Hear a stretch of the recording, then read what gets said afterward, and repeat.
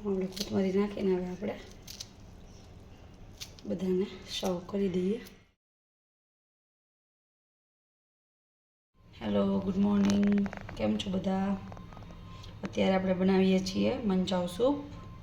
એના માટે આપણે જોશે કટ કરેલું લસણ, થોડાક લીલા તીખા મરચાં, અને અહીં આપણે બધું કટ કરીને રાખ્યું છે. આ છે પત્તા કોબી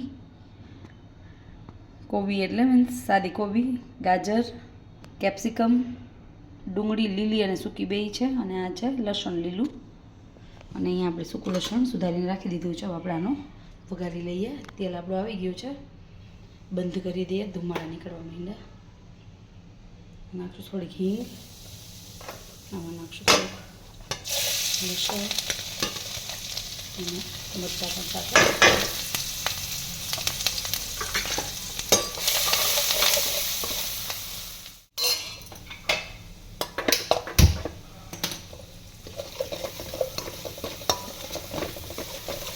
હલાવી લઈશું થોડીક વાર. બધું થોડુંક ચડી જાય પછી આપણે આની અંદર બધી જે આપણે કટ કરીને રાખ્યું છે ડુંગળીને બધું નાખી દઈશું. આની અંદર આપણે પહેલાં બધું નાખી દઈએ. અંદર નાખી દઈએ ડુંગળી સાથે લીલું લસણ,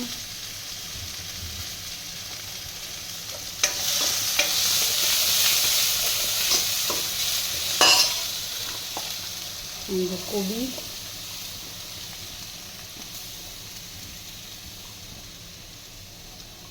ગાજર,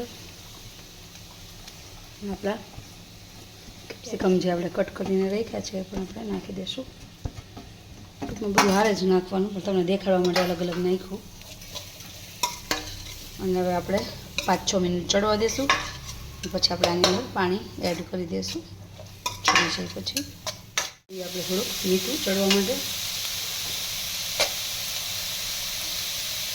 2 થી 3 ચમચી, કેમ કે જેમાં પાણી આવશે 3-4 ગ્લાસ.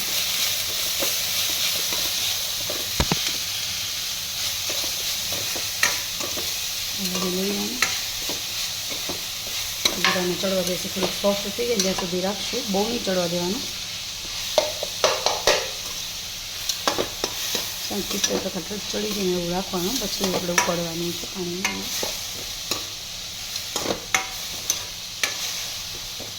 બીજું બધું હવે ઉપરથી નાખવાનું છે. એટલે કાંઈ નથી નાખવાનું.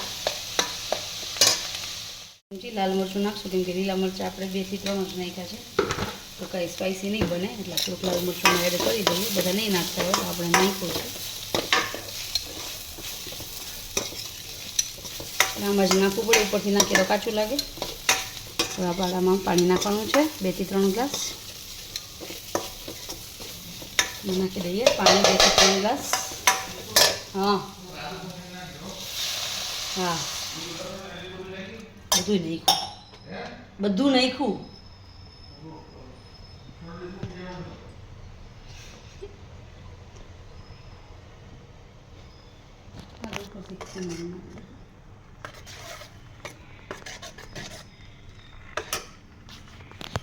નાખી દઈએ આમાં પાણી.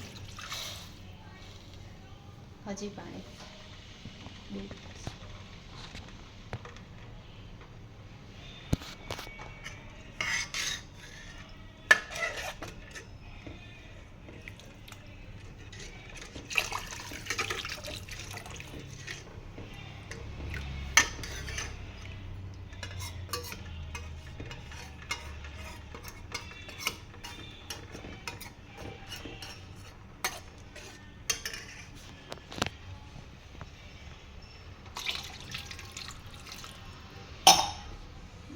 આપણે આની અંદર પાણી નાખી દીધું છે. હવે આપણે આને બોઇલ થવા દઈશું થોડી વાર માટે. કોર્નફ્લોર પછી ગરમ થઈ જાય ને પછી થોડું થોડું કરીને આપણે નાખતા જઈશું.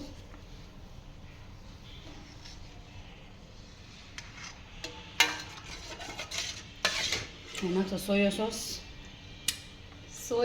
મને ખબર પડે છે, એ મારું મોટા મોલું હતું ને એટલે હું બોલી ગઈ સોયા સોસ.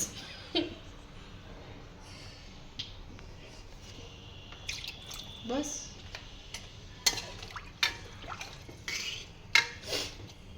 શકો છો. કલર આપણો મસ્ત થઈ ગયો છે.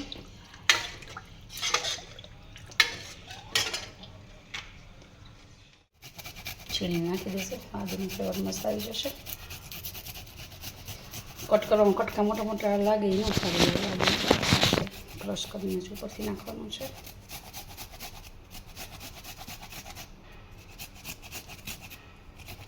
ઘણો કટકો વહી ગયો આદુનો.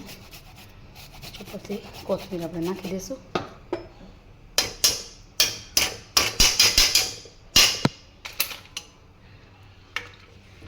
આને થોડીક વાર માટે ઉકળવા દઈશું, પછી જ આનો ટેસ્ટ આવશે.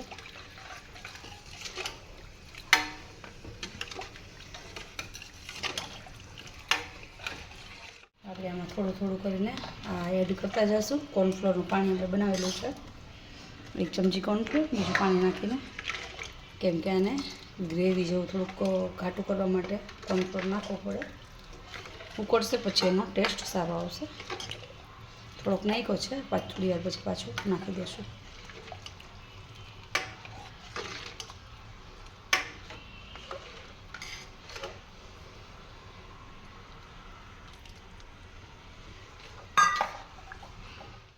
આપણું સૂપ હવે મસ્ત ઉકળીને થઈ ગયું છે, એકદમ ઘાટું.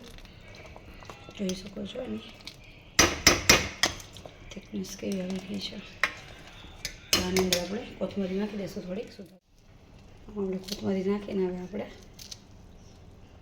બધાને સર્વ કરી દઈએ, પીરસી દઈએ. આ છે આપણો લાકડાનો ચમચો.